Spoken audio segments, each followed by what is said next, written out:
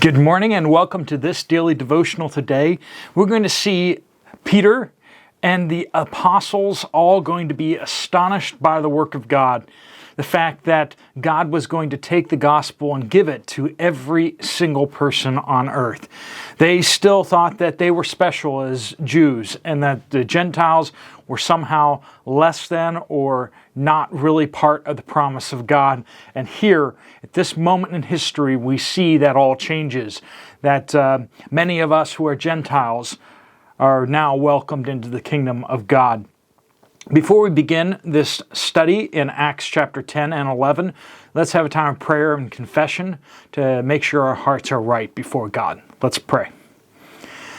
Lord God, we ask you to help us to see the ways and the thoughts that we have that are not pleasing to you.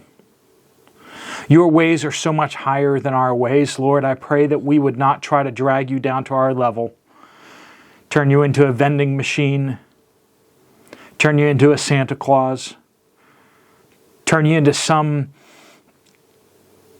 that we can understand. For Lord, you are far beyond us.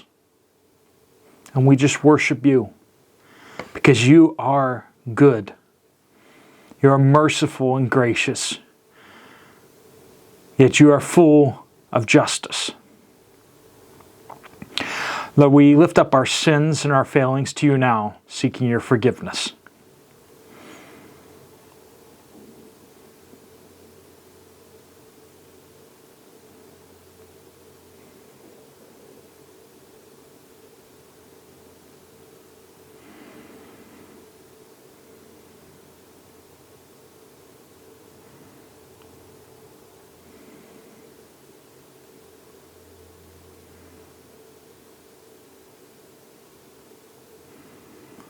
Though we have failed and stumbled in many ways,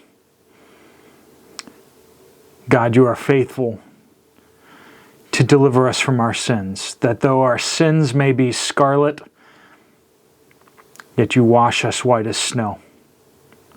We praise you, Lord Jesus, for your salvation. Lord, we pray all these things according to your mercy and in your Son's name, Jesus. Amen. So Peter has just gotten done preaching the gospel to Cornelius and his whole household. And we pick up here in Acts chapter 10, starting in verse 44. We got some ground to cover, so we'll be talking a bit. But much of this is going to be a recap, honestly. So we're going to, because when he gets back to Jerusalem, Peter's going to just tell the whole story again. So verse 44 of chapter 10. While Peter was still speaking these words, the Holy Spirit came down on all who heard the message. The circumcised believers who had come with Peter were amazed because the gift of the Holy Spirit had been poured out even on the Gentiles, for they heard them speaking in other languages and declaring the greatness of God.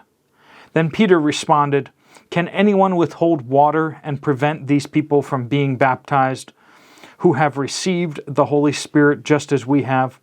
He commanded them to be baptized in the name of Jesus Christ. Then they asked him to stay for a few days.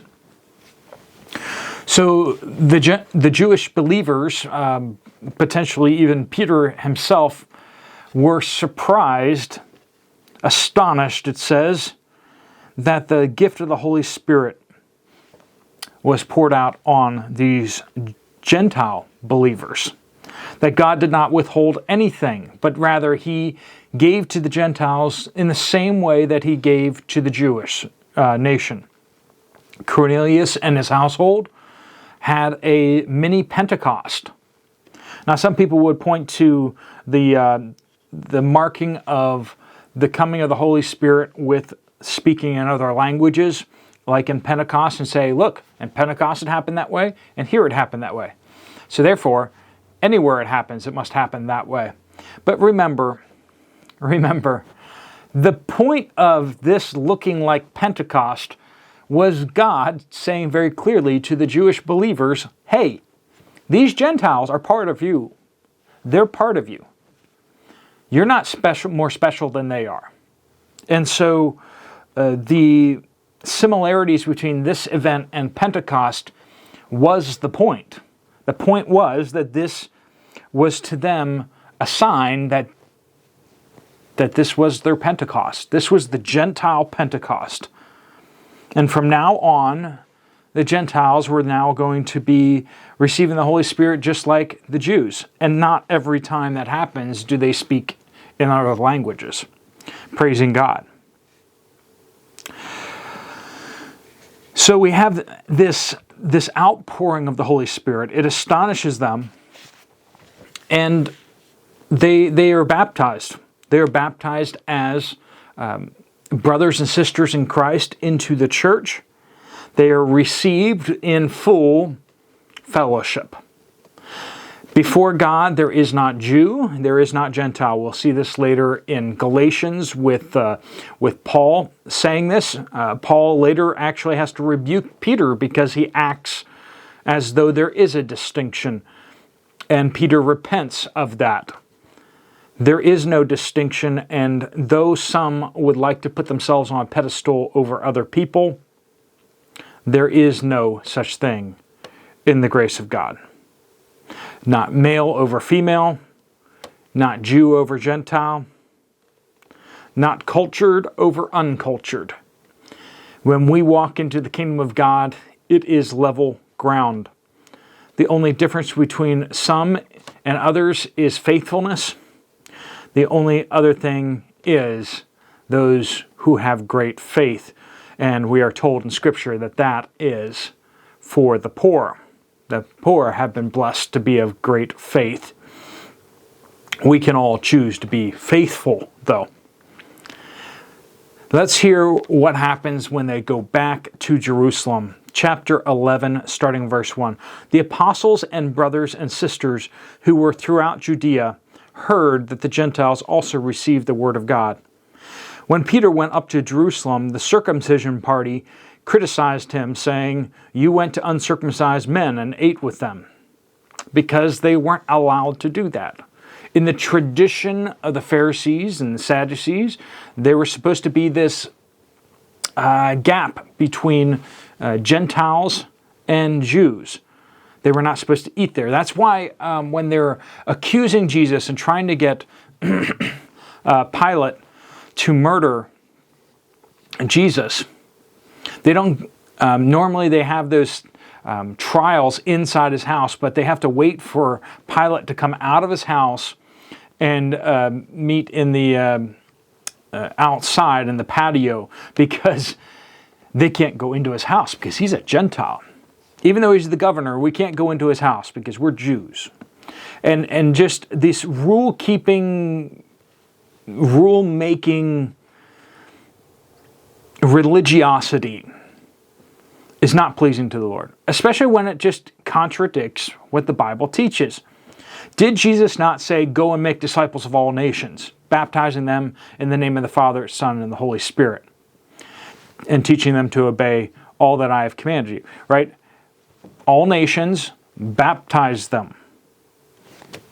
What did Peter do? He baptized them. Did exactly what Jesus told them to do. And so we see this early in the early church, even rule makers coming up and trying to accuse people. How dare you go preach the gospel? How dare you baptize people in Jesus' name? Like, what do you think you're doing?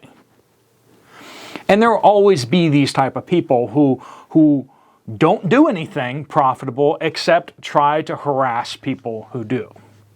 And maybe you've seen that in churches, maybe you've seen that online. There is this, I don't understand where these people come from. We call them trolls, right? They're trolls whether they're in a church or whether they're on an online forum. Verse 4. So Peter began to explain to them step by step. I was in the town of Joppa praying, and I saw in a trance an object that resembled a large sheet coming down, being lowered by its four corners, all the way from heaven. And it came to me, When I looked closely and considered it, I saw the four-footed animals of the earth, the wild beasts, the reptiles, the birds of the sky. I also heard a voice telling me, "Get up, Peter, kill and eat."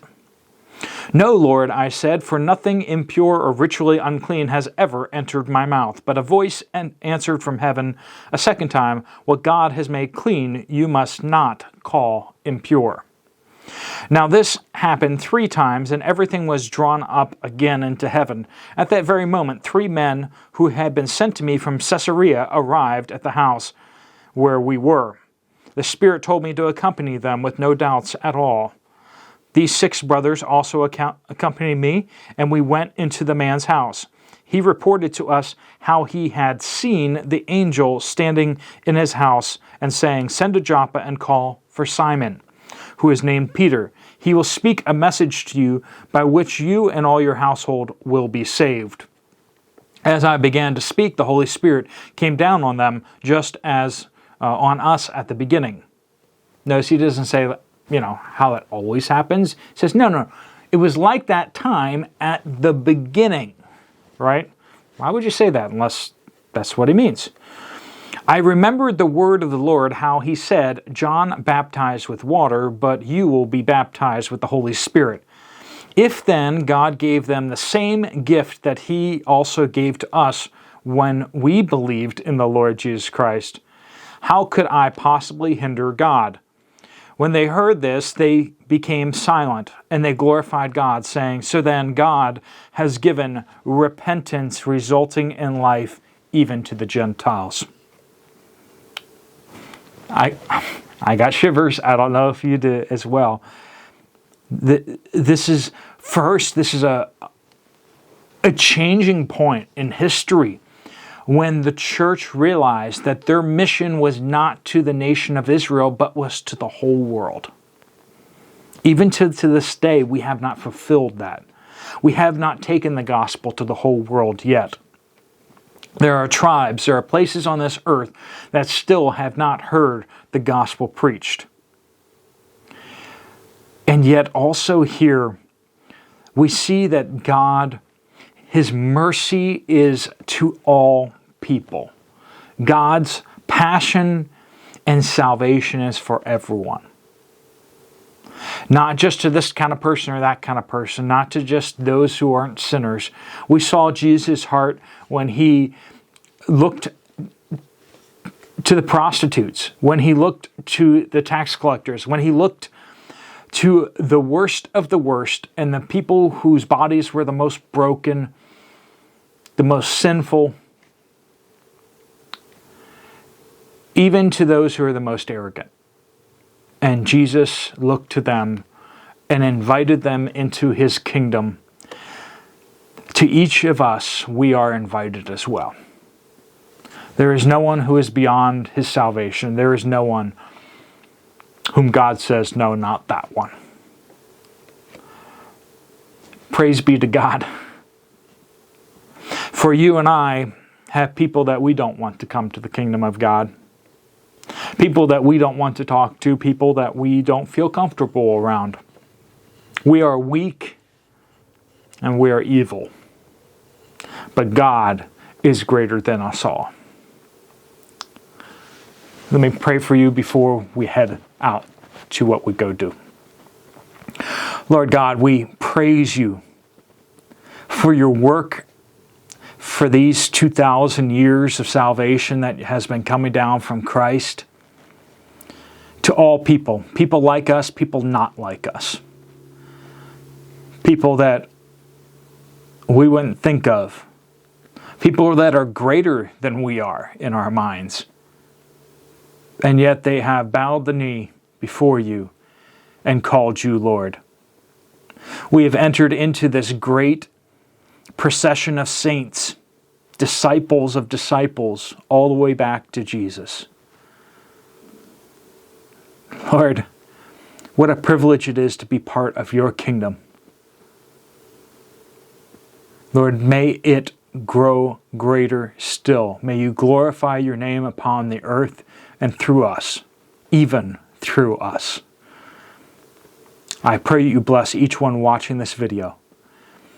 that you fill them with that purpose of your kingdom, and that we would find new people to share it with, and that we would find new ways to share it with those we've been trying to reach. Lord, we pray all these things in Jesus' powerful name. Amen. Thanks so much for joining in with this study. There's a couple more Bible studies right here on the screens. You can check those out. I'll see you over there, or I'll see you later. God bless you all.